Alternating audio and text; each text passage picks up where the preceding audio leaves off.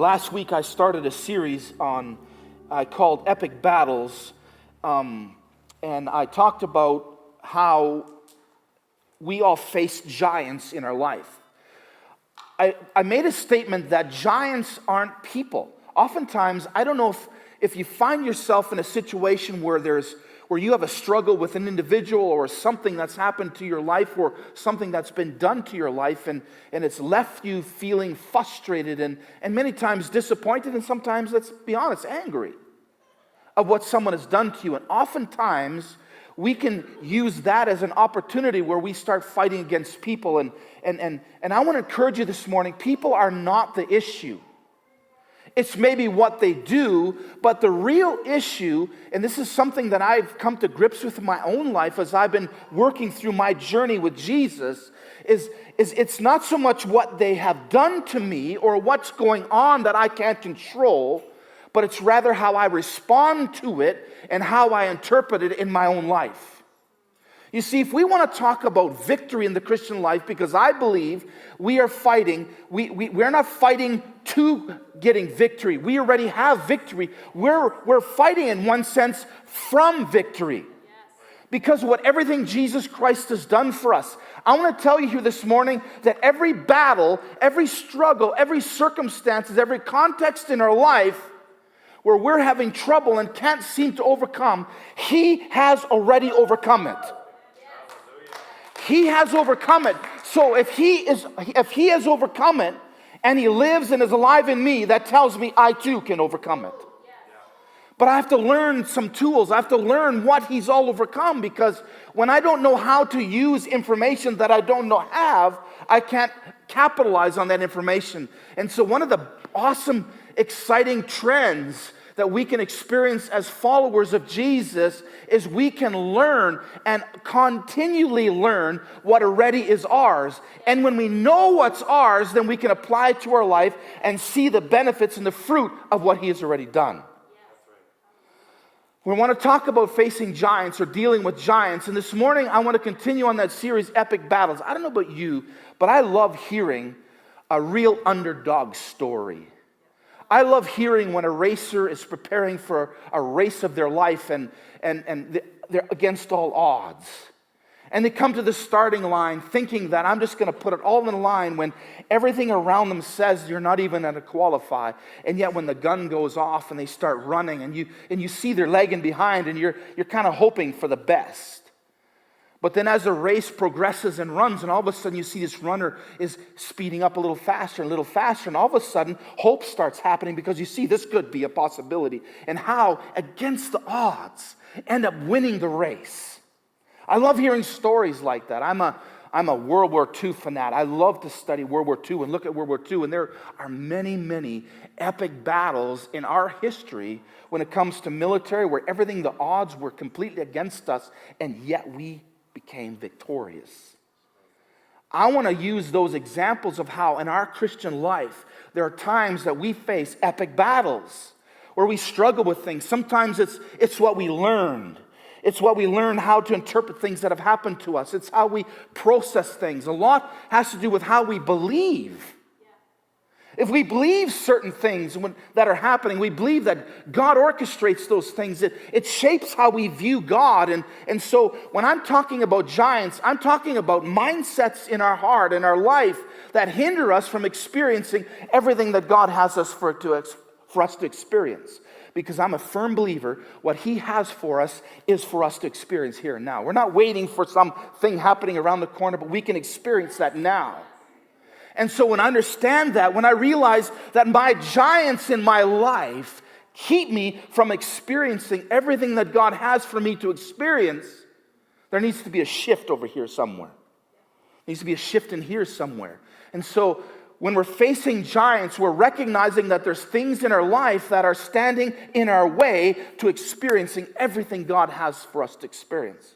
And let me put this in here as well. It's important to know you experiencing what God has to give you or to offer you has nothing to do with your performance and you being approved by Him. Because He already proves. He already approves of us. It's not about reading more and studying more, praying more, and getting to the point where God says, okay, now you're ready. but rather he already has unleashed those things. And this is the unique thing, is he comes and joins us in our process. As we live life, he's revealing to us what already is ours. You see, sometimes we can fall into a religious bondage where we have to do certain things in order to reach certain things. And I want to tell you, that's not true. He has unleashed everything that heaven has to offer, and we get the opportunity to learn it. And that's why we have to work together and be a team, because there's things that you've learned. I haven't learned yet, but when I learn from you, then I can experience those victories too. Because everything is open to us. Everything is available to us. So we talked last week about facing giants. You know what the interesting thing about giants is? We don't have to wait for them to come. They just show up.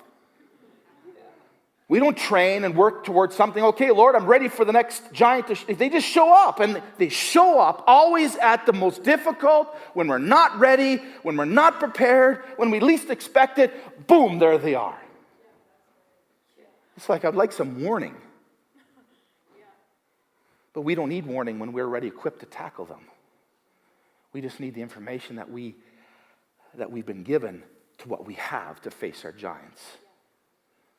Like I said before, giants are mindsets. They're obstacles. Giants in our life speak loud. They speak louder than anything else. They speak out our insecurities. They tell us that we can't when we can. They tell us that we'll never achieve those things. They tell us that fear is going to grip us the rest of our life, and this is how we have to live. That's what giants speak to us.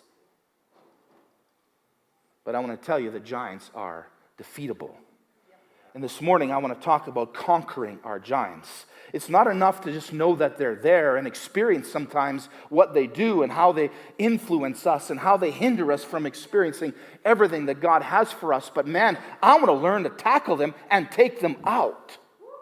In 1 Samuel chapter 17, we read a few verses last week, and we talked about how David faced his giant. His giant was Goliath. He was larger than life. He wasn't an image, he was an actual person, but what he stood for, that's what David was up against. And so, as we looked at it last week, we talked about how David was probably 13 to 15 years old, and Goliath was a man of war since his youth. And we didn't go into a lot of detail about some of the stuff that it tells us in 1 Samuel chapter 17 about all the armor that Goliath had, and all the equipment that he had, and the people that he had surrounding him. He was so intimidating that an entire nation army was afraid of who Goliath was. And here David told King Saul that I want to go fight him. And where I want to pick up the story is a little bit before what we talked about last week, because I want to talk about defeating our giants this morning. And I want to give you some tools that you can apply to your life in situations when giants and fears and situations and circumstances stand up above you and intimidate you from pushing through. I want to give you some tools this morning of how you can face those giants. Now, before I read the passage of Scripture, I want to tell you that these aren't the only tools.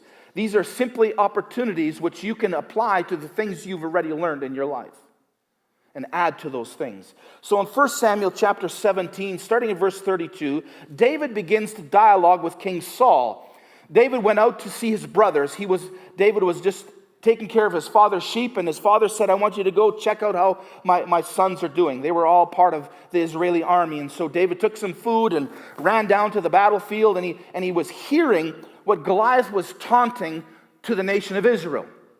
As I said last week, they weren't going to have a free-for-all fight, but rather Goliath suggested that they would just choose one of their best fighters to come down, and they too would fight it out, and the winner would be the one to conquer the land. And so day after day after day, Goliath said, come on, someone come down, fight me, someone.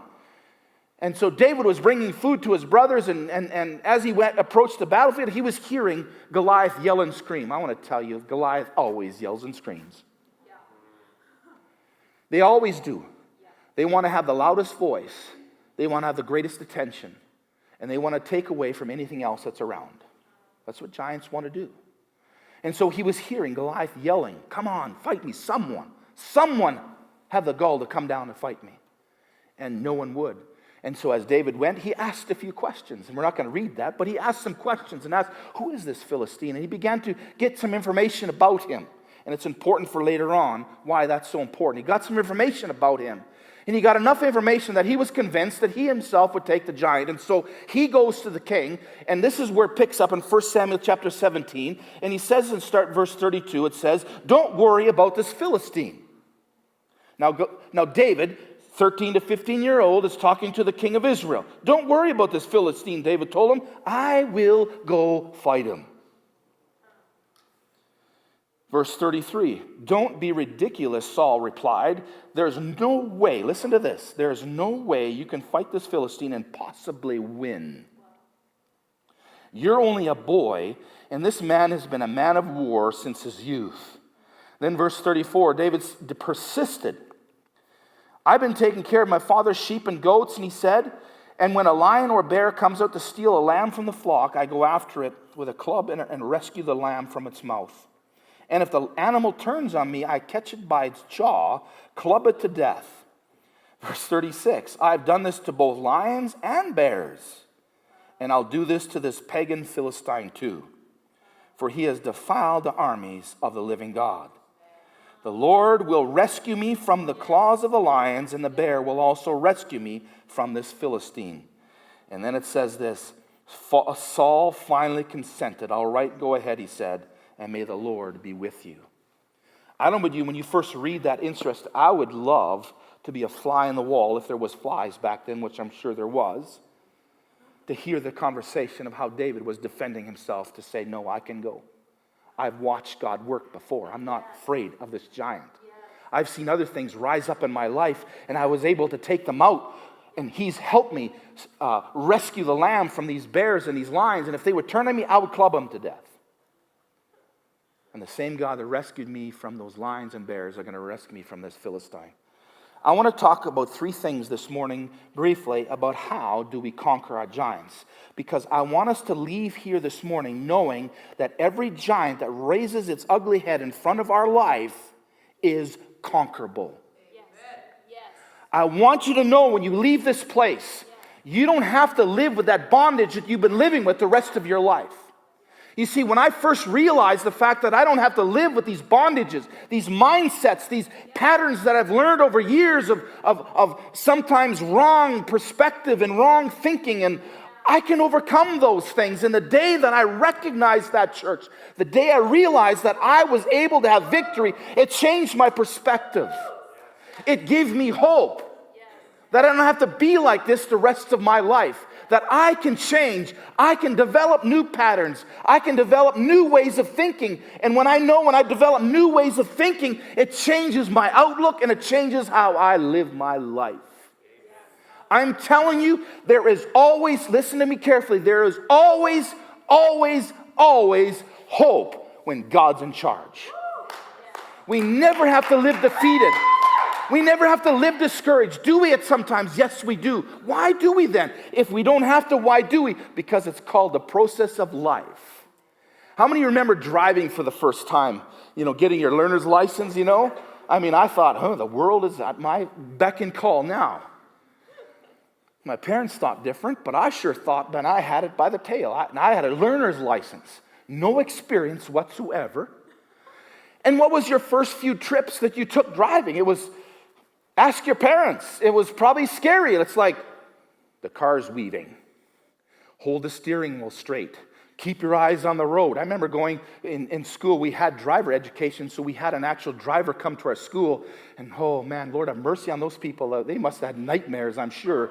Because we lived in a small town at that time, and so we drove around town, and you learn to brake and stop signs, all these things. But then there's a time in your driving instruction where you have to go to the big city. And for us, the big city was Saskatoon, and there you had traffic, you had traffic lights, you had things you've never experienced in your own town as learning, and all of a sudden, that was an adventure. I remember going with some friends of ours after we got our driver's license, and he got his driver's license with an automatic vehicle, but his parents bought him a standard, and so a bunch of us teenagers piled in his vehicle, all new drivers, And we said, hey, let's go to the city. This is cool. We don't need any adults anymore. And so we jumped in the vehicle and took off to the city. We began to talk about what we were going to do when we were going to come to the Idlewild Bridge. Because the Idlewild Bridge, you go underneath a major highway and you climb up into the city. What are we going to do? And there's a red light right there. What are we going to do? I don't know. Let's just hope it's not there. And so that's what we were discussing as we were coming to the city. We'll just pretend maybe it won't happen. Maybe it'll just be green. But you know what happened? Oh, man, it just worked out that way. It was red. And we were a second car back. So there was one car and us, and we were like this. And we were discussing what we were going to do. No experience, never driven standard before. So what did he do? I said, step on the gas, rev it up, and then pop the clutch. So that's what he did. Ooh, died. Now what? Traffic behind, honk, honk, come on, it's green, we want to go. And he's starting it, right, when you're putting your foot in the clutch, and then on the brake, and then starting, and then gas, and we did make it. We just made some noise going up, but we didn't make it. What am I sharing that story for? Because life is full of opportunity to learn. You and I will never face situations fully understanding something to start with. That's why we have struggles. That's why we have things that we live with for years, because we haven't learned how to handle them yet. We haven't learned how to deal with them or effectively work through how that can change. I'll guarantee you now, if we would all jump into that same car, which I don't think it's even on the road anymore, but if we would jump in the same car, we probably wouldn't have that happen unless we wanted it to. Why? Because we gained experience. We've learned. I remember when I started learning a stick shift. It was like, this is crazy. How can you time everything? And you got to think about far too much. But what happens? You learn. And as you learn, you adapt. And it becomes second nature. I want to tell you, your victory needs to be second nature. It needs to be second nature. You get up in the morning and you see your giant and says, that's it. You're not conquering me. I'm conquering you. And you walk right over it, just like it was a bump in the road. Why? Because you're living with a victory mindset. And you know the tools that God's given you is enough to get you through. Not only to get you through, but to thrive on the other side. So what are the tools that we can use in this passage of Scripture that I want to bring out? There's a few. First of all, we have to know who our giant is. We've got to know who our giant is. There's nothing worse than going after something or dealing with something that's not really the problem. It's like taking your car to the garage, and you pull up in the garage and you talk to the mechanic and says, it makes a bunch of noise. I don't know what's wrong with it. What's the mechanic going to ask you? Well, where is the noise happening? It doesn't matter. It's just noisy. Well, it does matter. It could be a wobbly tire. It could be something within the engine. It could be a fan that's making noise. They're going to ask you questions. Why? Because they want to go after the problem. They don't want to go after the symptom. They want to go to the problem. And that's why sometimes we motorists get frustrated when we bring our vehicle to the garage because they still haven't found the problem. Nobody enjoys picking up a vehicle after it's been in the shop that it ends up doing the same thing again when they've spent $700, $800, $900. It's like the problem isn't gone. If we want to learn to conquer our giants, we got to identify what our giants are. Now, be careful when I say that. It doesn't mean that we have to know intimately everything about them. We just need to know where to target our attention. Okay, I have fear going on. The question we have to ask ourselves, why am I afraid? What's the issue that I'm afraid of? Why is fear rising? Why do I think that I can't accomplish what I know I should be able to? Why don't I believe enough in myself to know that I can experience that too? Why do I say everybody else can, but I can't? What's the reason? Why? You see, oftentimes we can look in our city, and I love our city, and we can see, man, there's a drug problem. Let's just deal with the drugs. But what's the problem? What's going on in people's lives? You see, when situations happen in our life, it's easy from our perspective to look at that and go, well, that's easy. What's the problem? But when you're in the situations, you see things differently. So in order for us to conquer our giants, we need to learn to identify what they are. And David did. David did. I said last week, giants hold us back. They intimidate us. They prey on insecurities. They yell at us. We can't. It's impossible. All those things that we can have victory when we already have it. We fight from victory, not to victory.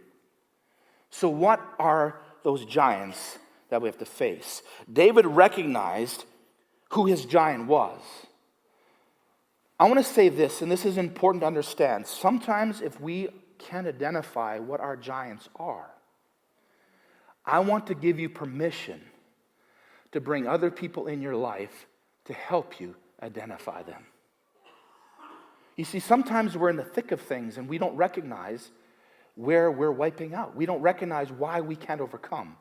And if we bring people we trust, now it's important we bring people we trust, because I want to tell you this. Everyone has an opinion. Eh? Yeah. Everyone has an opinion. You want to bring the right people in your life to help you walk through to identify that stuff. And you know what? I want to tell you this. Sometimes it's okay to see a professional. Yeah. It's okay. Yeah. Why? Because my life is worth it. Your life is worth it. Yes. You see, we can look at it from a spiritual perspective, and this really rubs me wrong. Well, just pray about it. Trouble is, many of us that understand that have been praying about it, and we're still in bondage. We still are struggling. Sometimes the right person in our life can say, hey, I see a pattern. Look at here, look at here. This is where let's look at the root problem.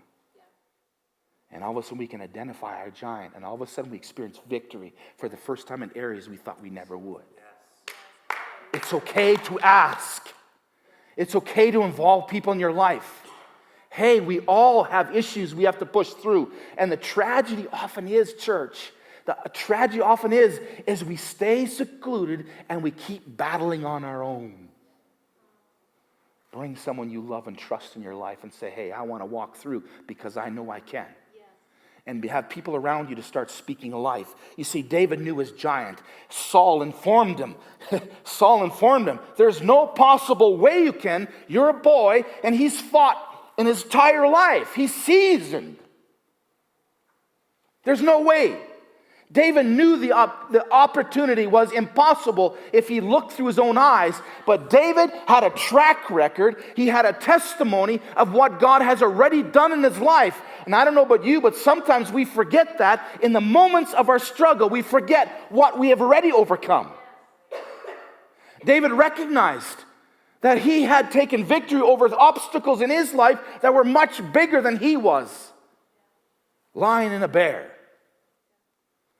David knew when he first visited his brothers that this guy named Goliath was a mountain of a man. He was someone that stood above, and he was intimidating. David knew all that stuff. But that's why it's so important to understand who we are, because we understand who we are, we're not intimidated by the giant when they stand up. Not intimidated. David knew his giant, but he also knew the victory was already his. He already knew the victory was already his. He pushed through all the naysayers and all the people that wanted to give him reality checks. In light of what he knew about his God, he knew the giant could be taken out. Verse 34 and verse 35, David persisted.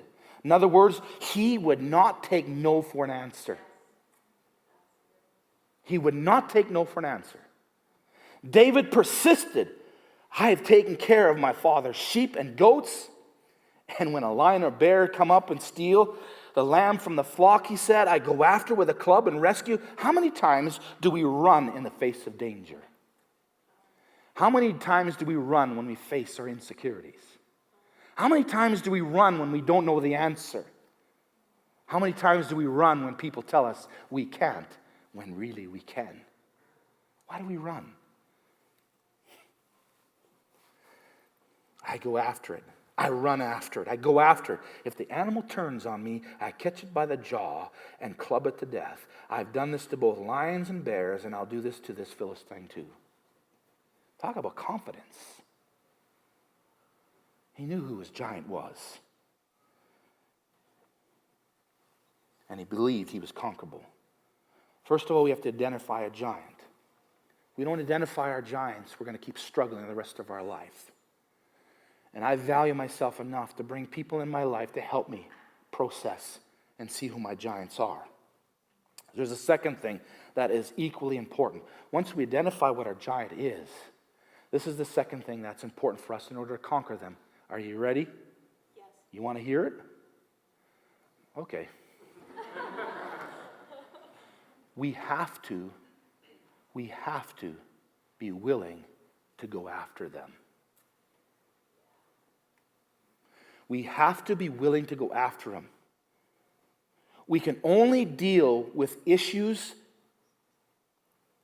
and struggles and circumstances in our life if we're willing to go after them.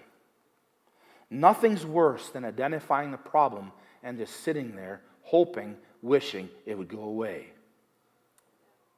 We got to go after them. When I know the root of my fear, if I want victory and to take that fear down, that giant down, I have to be willing to go after it.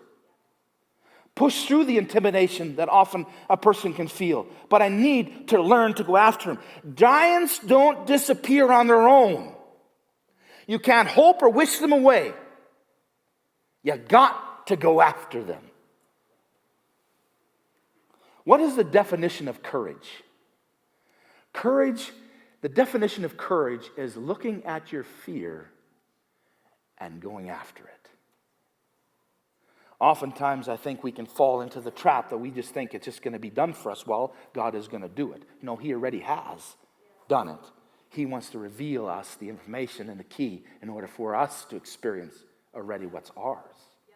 We've got to be willing to go after it. It's interesting. David didn't just talk strategy. He didn't talk that he wanted to go after or what needed to be done. David was willing to go after it regardless of the odds that were against him. What is the best way that we can go after our giants? Really simply, the best way to go after giants is to have the truth with us. When we know the truth, we can face every lie. When we know the truth, we don't get easily swindled by all the wonderful things that we think can deter us and push us aside. When we know the truth, we can face whatever we have, knowing already what the outcome is going to be. Does that make sense? Knowing the truth. David knew his God was big enough to conquer whatever was in his way. David knew that if he allowed God to lead him, he had nothing but victory in his sights. That even if this giant was intimidating, it did not help. It did not even worry.